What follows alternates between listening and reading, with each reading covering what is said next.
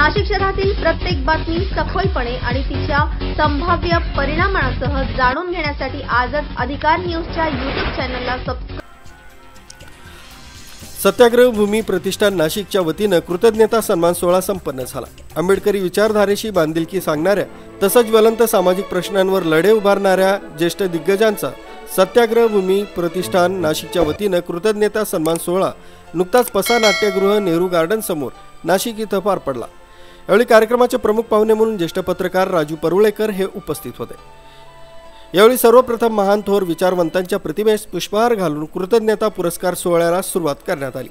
आंबेडकरी चळवळीची विचारसरणी घेऊन सामाजिक क्षेत्रात महत्त्वाचे योगदान देणाऱ्या 5 आंबेडकरी चळवळीतील अनुयायांना स्मृतिचिन्ह, सन्मानपत्र व शाल गुलाब पुष्प देऊन आदरपूर्वक सत्कार करण्यात आला.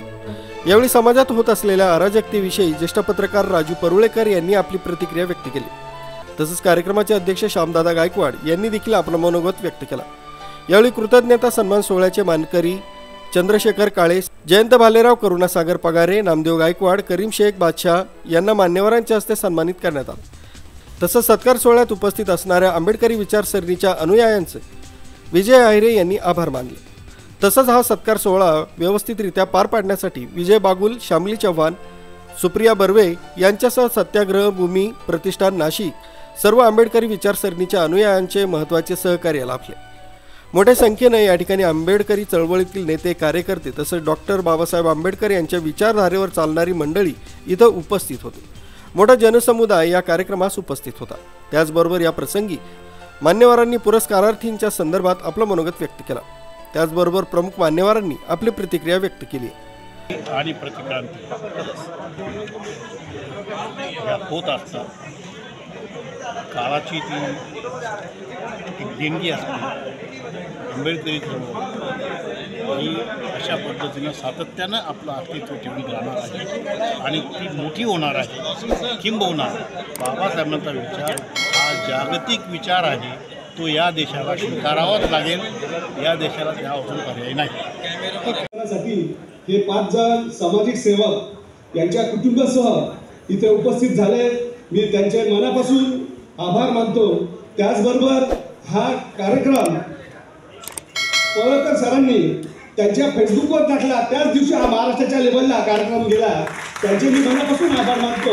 आणि श्यामदादांनी पण अध्यक्षपदाचा जो स्वीकार केला त्यांचे पण मी आभार मानतो. आणि सगळ्यात महत्त्वाचं की तुम्ही सगळ्या लोकांनी आमची जी कल्पना होती त्या कल्पनेला पूर्णपणे साथ दिली. तुमचे पण मी मनापासून आभार मानतो. आणि ह्या कार्यक्रमाला ज्यांनी आर्थिक सगळ्या गोष्टीची आम्हाला मदत केली आणि आमची एक छोटीशी कल्पना होती की आम्ही असा कार्यक्रम केला पाहिजे, त्यांनी कुठेही आर्थिक शरत घातली नाही. आणि हा कार्यक्रम सक्सेस करण्यामध्ये 72 सदस्यांनी जो योगदान दिला त्यांचे मनापासून आभार मानतो. आणि त्यानंतर राष्ट्र असो ना तुमच्या असो कोणाचे नात्यातले, आपल्या मित्रपरिवारातले, आपल्या रोजच्या उठण्या बसण्यातले, आपल्याला म्हणजे दशकानुदशक सहकार्य केलेले अशी माणसं आहेत. ती अचानक आपल्या लक्षात आलं की अरे हे आपल्याबरोबर नव्हतेच कधी. यांना फक्त सत्ता प्राप्तीची आवश्यकता होती आणि सत्ता अनुकूल असं वातावरण तयार झाल्यावर त्यांनी आपला खरं रूप दाखवलं. म्हणजे गेल्या 10 वर्षात माझ्या आणि तुम्हाला एवढे धक्के बसले असतील माणसांची रूपं पाहून, जेवढे धक्के त्याच्या अगोदरच्या एक 60 वर्षात कोणाला क्वचित बसले असतील किंवा 65 वर्षात क्वचित बसले असतील कुठच्या पिढ्यांना. किंबहुना माझ्या आकलनाप्रमाणे किंवा आपल्या पण की एवढ्या भयानक गुलामीत आपण परत सापडू अशा आवरतात की जिथे संविधान बाजूलाच टाकण्यात आलेलं आहे. म्हणजे असं सगळे बोलताना आता इलेक्शनच्या काळात सुद्धा बोलतात की जर 2024 साली. आभार विजय आहिरे यांनी केला. वृत्तसंकलन अधिकार न्यूज, संचालक संपादक प्रवीण नेटावणे, नाशिक.